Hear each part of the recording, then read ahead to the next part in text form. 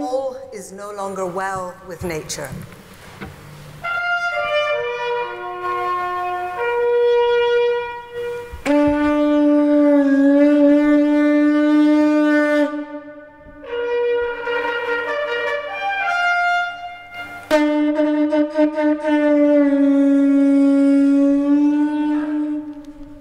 Creation has been attacked and is in peril. We, in the main, are perpetrators. In every tradition, there comes the moment when something goes wrong and the balance is disrupted. The common thread of all these traditions is that human beings have to accept that into the mix of life, we have brought destruction, strain, and peril. We must now take responsibility and seek to amend, for unless we do, we may unravel the threads of life and destroy that which has been created, loved, and nurtured for untold billions of years. One of the most popular groups of stories in Buddhism are the Jataka stories. These tell of the many previous lives that Buddhists believe were lived by the one who became the Buddha. Through these many reincarnations and the lives lived of great kindness and virtue, it's believed that the Buddha was able to reach the stage of enlightenment, for Buddha means the enlightened one.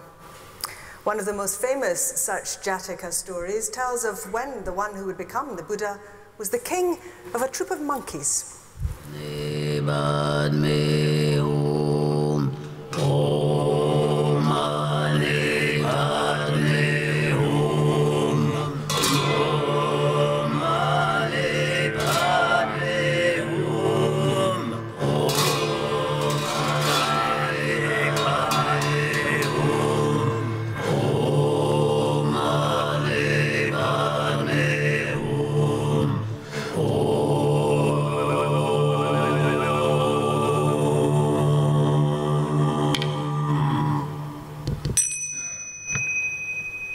Long ago, high above the Himalayas, the Buddha was born a monkey.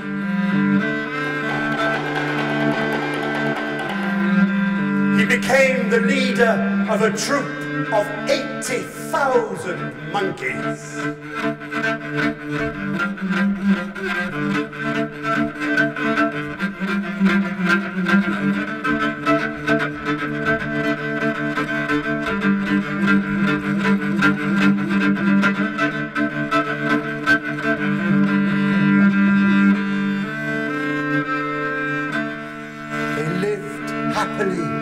In an enormous mango tree that grew by the river and ate its tasty fruits.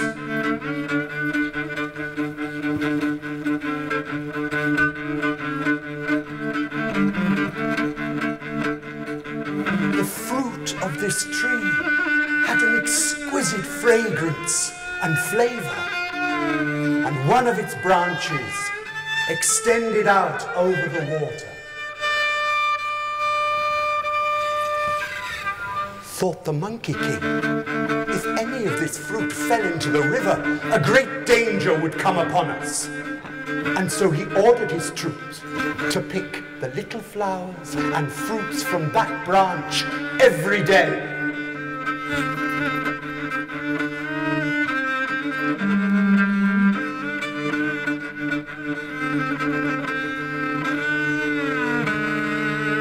But one of the fruits was hidden by an ant's nest, and it ripened and fell into the river.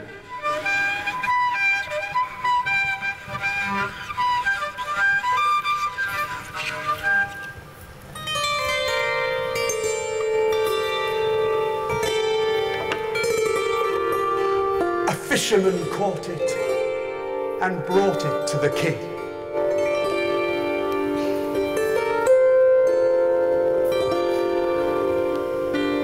Cut it and tasted it. Obsessed by the desire for this new fruit, he ordered the tree be found.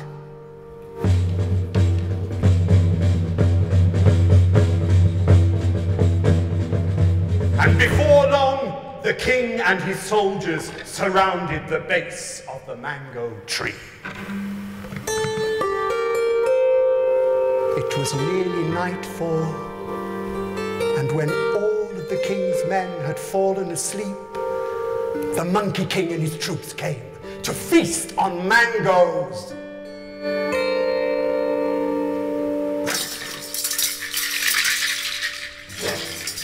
Surround those monkeys and shoot them! Tomorrow we shall dine on mango fruit and monkey flesh!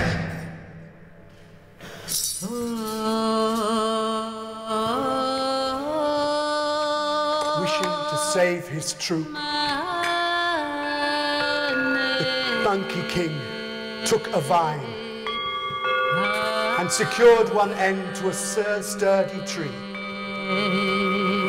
The other end he wrapped around his own waist. He leapt across the river with the speed of a cloud blown by the wind.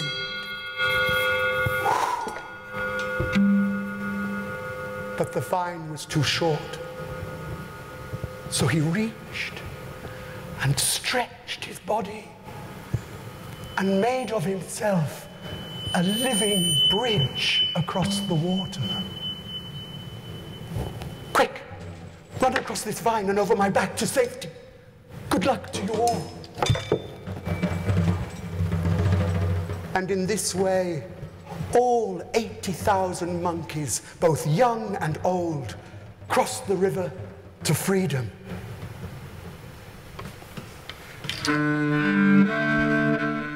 The king saw what had happened and ordered the monkey be brought to him.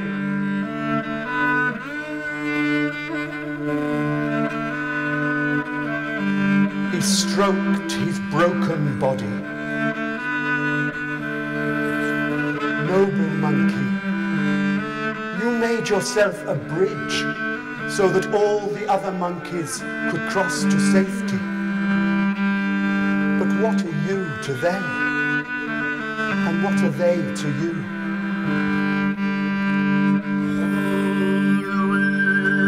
Great King, I guard the troop. I am their lord and chief. Like a righteous king, I guarantee the happiness of all over whom I rule. Because I must save them, I have no fear of death. Dear sir, believe this truth. If you will be a righteous leader, the happiness of your kingdom, your cities, and your people must be dear to you. It must be dearer than life itself.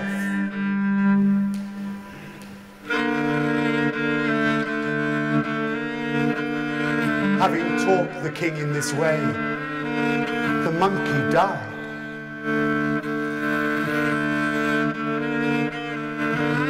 The king prepared a royal funeral and built a shrine at the burial place. And he made offerings of incense and flowers